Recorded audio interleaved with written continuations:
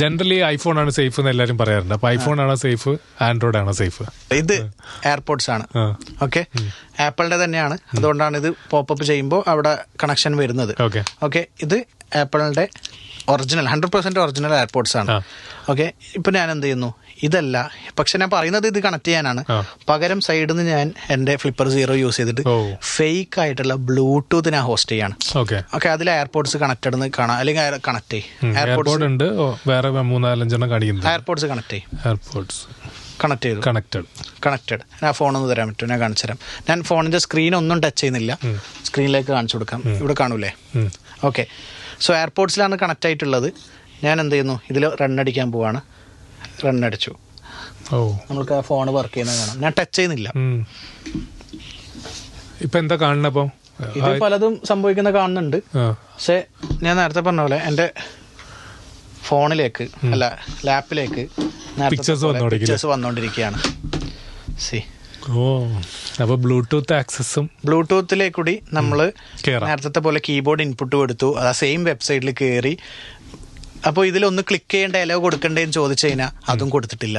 അതും ഈ ഒരു ഡിവൈസ് തന്നെ എലോ ചെയ്യണ ചോദിച്ചു. ചോദ്യം എലോ ഇവർ തന്നെ ക്ലിക്ക് ചെയ്തു. എൻ്റെ ഡിവൈസ് തന്നെ ആ എലോവും കൂടി ക്ലിക്ക് ചെയ്തു. അപ്പോൾ ഫോട്ടോസ് ലൈവായിട്ട് വന്നുകൊണ്ടിരിക്കുകയാണ്. നമ്മൾ ഫോൺ ടച്ച് ചെയ്തില്ല. ആകെ ചെയ്തത് ബ്ലൂടൂത്ത് ഡിവൈസിനെ കണക്ട് ചെയ്തത് ഈ ഒരു എയർപോർട്സ് എന്ന് പറഞ്ഞിട്ടായിരുന്നു. പക്ഷേ ഈ എയർപോർട്സിനല്ല കണക്ട് ചെയ്തത്, സൈഡിൽ കൂടെ എൻ്റെ ഫ്ലിപ്പറിലാണ് കണക്ട് ചെയ്തത്. ഈ ഫ്ലിപ്പറിന് എന്ത് വിലയുണ്ട്? ഇത് അങ്ങനെയാണോ? ഇത് ഐ തിങ്ക് ഡോളറിൽ $150 ആണെന്ന് തോന്നുന്നു.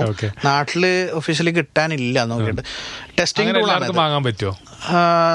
വാങ്ങാൻ പറ്റും. ഇതിപ്പോ ഇല്ലീഗൽ ഒന്നല്ല, വാങ്ങാൻ പറ്റും. ഇമ്പോർട്ട് ചെയ്യേണ്ടി വരും. സോ ദ ചോദ്യം ഐഫോൺ ആണോ ആൻഡ്രോയിഡ് ആണോ സേഫ് എന്ന് ചോദിച്ചു കഴിഞ്ഞാൽ അത് യൂസ് ചെയ്യുന്നവരുടെ മൈൻഡ് സെറ്റ് പോലെ ആയിരിക്കും. ഇപ്പൊ ഐഫോൺ ആണ് ഞാൻ റിയൽ ടൈം ഹാക്ക് ചെയ്ത് കാണിച്ചത്, അത് ആൻഡ്രോയിഡ് ആണെങ്കിൽ സെയിം സംഭവിക്കും.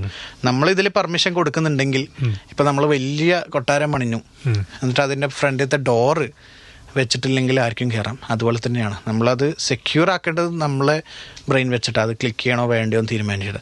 ബേസിക്കലി കുറച്ച് സെക്യൂരിറ്റി കൂടുതൽ ഐഫോണാണ്, വേറൊന്നുമല്ല. എല്ലാത്തിനും ക്വസ്റ്റ്യൻസ് ഉണ്ട്. അതായത് ഈ ആപ്ലിക്കേഷൻ തുറക്കുമ്പോൾ ഓപ്പൺ ചെയ്യണോ, ഈവൻ ഒരു പെൻഡ്രൈവ് കണക്ട് ചെയ്താൽ ഇത് വേണോ, എല്ലാത്തിനും ഒരു യെസ് ഓർ നോ ക്വസ്റ്റ്യൻസ് ഉണ്ട്. പക്ഷെ ഇതിലൊക്കെ യെസ് കൊടുക്കുകയാണെങ്കിൽ രണ്ടും സേഫ് അല്ല. അത് ആൻഡ്രോയിഡ് ആവട്ടെ, ഡിസൈൻ ചെയ്തിരിക്കുന്ന ഐഫോണാണ്. ഡിസൈൻ അവർ ശ്രദ്ധിച്ചിട്ടുണ്ട് ഒരുപാട് സ്ഥലത്ത്. അതിപ്പോഴും ആൻഡ്രോയിഡും സെക്യൂർ തന്നെയാണ്. രണ്ടിലും ചോദ്യങ്ങൾ വരുന്നുണ്ട്. രണ്ടും ഒരുപോലെ പോകുന്ന ഡിവൈസാന്ന് പറയാം. Thank you so much Farhan. Thank you so much. ഒരുപാട് പേർക്ക് അവയർനെസ് ഉണ്ടാക്കിയിട്ടുണ്ടാവും എന്ന് വിചാരിക്കാം നമുക്ക്. അപ്പം തിങ്ക് ട്വൈസ് ഈസ് വൈസ് എന്നാണ് നമുക്ക് പറയാനുള്ളത്. രണ്ടോട്ട് ആലോചിക്കുക. അതെ.